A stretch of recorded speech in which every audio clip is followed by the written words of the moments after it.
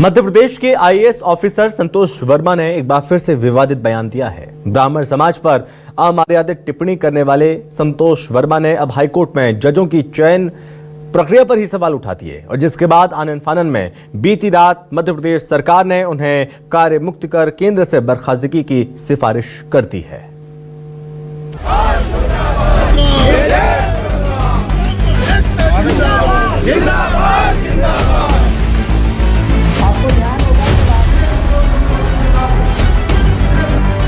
MP के IAS संतोष वर्मा पर कार्रवाई। तक कि मेरे बेटे को दी गई परिभ्रमण में चली गई। संतोष वर्मा कार्यमुक्त, बर्खास्तगी की सिफारिश। एक परिवार में एक व्यक्ति को आरक्षण मिलना चाहिए जब तक कि मेरे बेटे को कोई ब्राह्मण अपनी बेटी दान नहीं करते या उसका संबंध नहीं बना दे।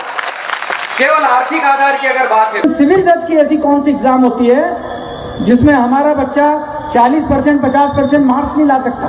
आपने उसके लिए कट ऑफ मार्क्स रख दिया 50% और आपने ये तय कर लिया कि हमको इसको 49.95 नंबर देना है, 50 नंबर नहीं देना है। आपने देख लिया कि इंटरव्यू में हमको इसको 20 नंबर नहीं देना है, इसको 19.5 नंबर देना है। तो भाई कौन सिविल जज बना देगा हमारे बच्चों को? और ये कौन कर रहा है? ये हमारा हाईकोर्ट कर रहा है, जिससे हम न्याय की उम्मीद करते हैं। कि जो हमारे चंद्रशेखर रावण जी हैं, उन्होंने कहा कि बोले कितने संतोष वर्मा को तुम मारोगे, कितने संतोष वर्मा को तुम जलाओगे, कितने संतोष वर्मा को तुम निकल जाओगे। अब हर घर से एक संतोष वर्मा निकलेगा और जब हर घर से संतोष वर्मा निकलेगा तो फिर आपके पास इतनी ताकत नहीं है कि आप हर संतोष वर्मा को जला सकें। मध्य प्रदेश के आईएएस संतोष वर्मा के यही वो 3 बिगड़े बोल हैं जिसकी वजह से एक तरफ जहां संतोष वर्मा को तत्काल कार्य मुक्त किया गया तो दूसरी तरफ उन्हें नौकरी से हटाने और कानूनी कार्रवाई की मांग को लेकर मध्य प्रदेश की सियासत में तूफान मचा। सवर्ण समाज संतोष वर्मा पर हुई इस कार्रवाई से नाखुश, सामान्य पिछड़ा, अल्पसंख्यक वर्ग, अधिकारी कर्मचारी संस्था पार्टी यानी कि सपाक्स पार्टी के राष्ट्रीय संयोजक संतोष वर्मा पर एफआईआर और गिरफ्तारी की मांग कर रहे हैं, जबकि Madhya Pradesh state bar council इसे संतोष वर्मा की सियासत बता रहे हैं।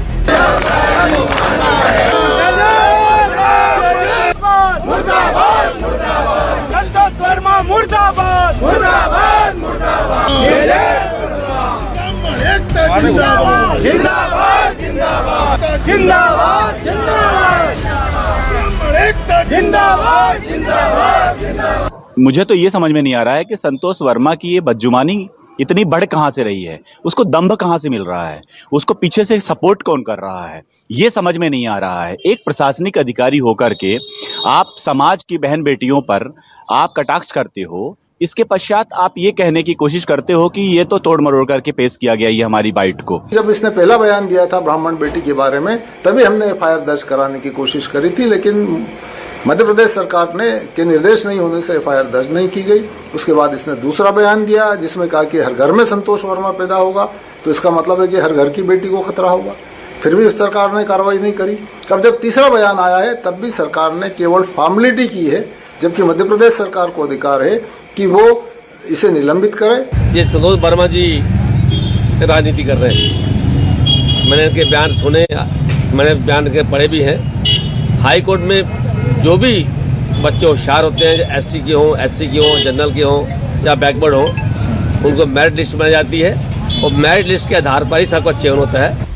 सड़क से लेकर सत्ता के गलियारों और सीएम हाउस तक संतोष वर्मा के खिलाफ आवाजें उठ रही। कांग्रेस संतोष वर्मा के चयन पर सवाल उठा रही, उनके बैकग्राउंड को लेकर सरकार पर निशाना साध रही, संतोष वर्मा के बयानों को शाब्दिक बलात्कार बता रही, संतोष वर्मा के रहते बहु बेटियों की सुरक्षा पर सवाल उठा रही, साथ ही साथ संतोष वर्मा को सरकारी संरक्षण का दावा भी कर रही।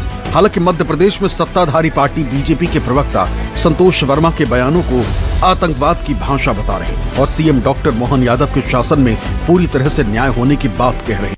हर एक घर से के आईएएस अधिकारी निकलेंगे संतोष वर्मा, तो ये मान के चलिए किसी भी घर की बहन बेटी सुरक्षित नहीं है और सरकार की शय पर ये सब हो रहा है। देखिए संतोष वर्मा जी, आप एक अधिकारी हैं और अधिकारी की जवाबदेही समाज के प्रति होती है।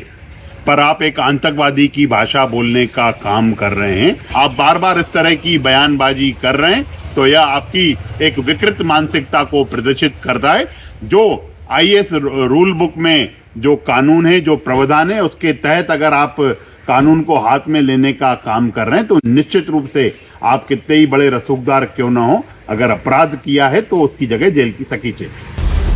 सवाल है कि संतोष वर्मा हर दूसरे दिन इस तरह का विवादित और समाज के एक वर्ग को ठेस पहुंचाने वाला अमर्यादित बयान क्यों दे रहे हैं, और इस तरह के बयानों के बावजूद उन पर अभी तक कोई ठोस कार्रवाई या फिर एफआईआर क्यों नहीं हो पाई। क्या सरकार संतोष वर्मा पर किसी तरह की कार्रवाई करने से बच रही है? क्या आईएएस संतोष वर्मा के खिलाफ एक्शन न लिए जाने की बड़ी वजह SC/ST वोट बैंक खिसकने का डर सरकार को सता रहा है? ये सबसे बड़ा सवाल है। वर्तमान में MP विधानसभा में SC के लिए 35 और ST के लिए 47 सीटें रिजर्व हैं। 2018 के चुनाव में कांग्रेस ने 47 में से 30 सीट जीतकर भाजपा को सत्ता से हटा दिया।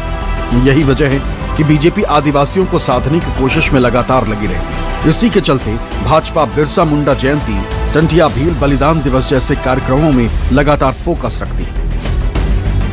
तो क्या यही वजह है कि संतोष वर्मा के हौसले अभी बुलंद हैं? क्योंकि 23 नवंबर को ब्राह्मण समाज अमर्यादित टिप्पणी पर, फिर 9 दिसंबर को अपने नाम की धमकी और 10 दिसंबर को हाईकोर्ट में जजों की चयन प्रक्रिया पर सवाल, बावजूद इसके न एफआईआर न गिरफ्तारी। क्योंकि संतोष वर्मा की ताकत उनका SC/ST वर्ग से ताल्लुक है।